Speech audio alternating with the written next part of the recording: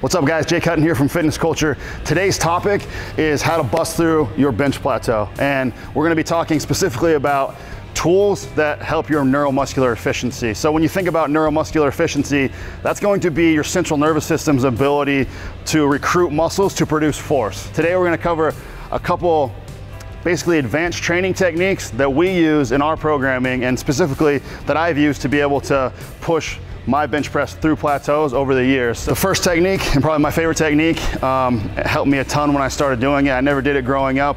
Once I got into college and a little after college, when I actually started programming for myself, would be dynamic effort training. And that's basically gonna be speed training on the bench press. And there's a million different ways you can do this. And I'm just gonna show you what it looks like for us right now. So you'll do 3 reps.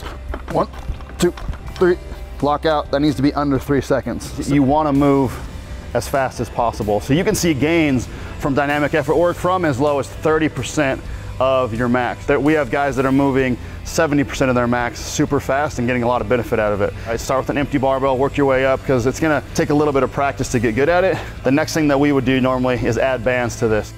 Bands lead us into our next training technique, which is going to be accommodating resistance, meaning on the bench press, you're going to be lightest at the bottom, and when you're pressing through, it gets harder as you press through, right? So you're working the strength curve of this movement. Our favorite technique to utilize accommodating resistance is going to be chains. So by using the chains, I'm able to add about 100 pounds at the top and deload that completely at the bottom. So it's not really tearing up a bunch of muscle tissue, but I'm able to work with heavier loads. And that's what we're trying to do when we're talking about increasing neuromuscular efficiency, right? So when you set up the chains, the way that I like to do it is gonna be so they almost completely deload at the bottom like we were talking. So sometimes you'll see these guys in the gym where they'll just clip basically a chain on that's just hanging straight down. And at the bottom, they're deloading like 2 links on the chain. That's basically doing nothing but working stability. So they're gonna be floating a little bit as I unrack the weight. So that's also gonna work my stability at the top. But as I come down, the chains are gonna completely deload. So it's nice and light off by my chest. And then I'm gonna drive through it and it's gonna get heavier as I drive through the weight.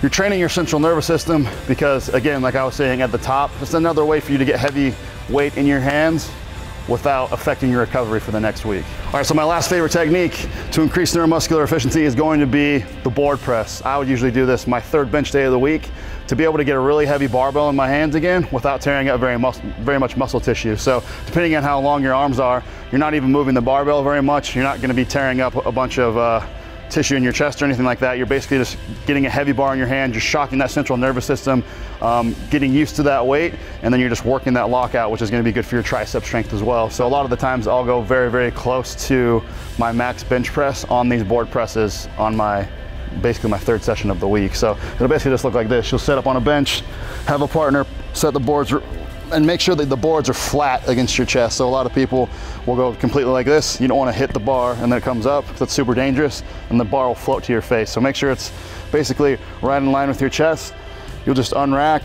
Usually on these, I'll take more of a close grip here and then you're just gonna touch the board and then press back through.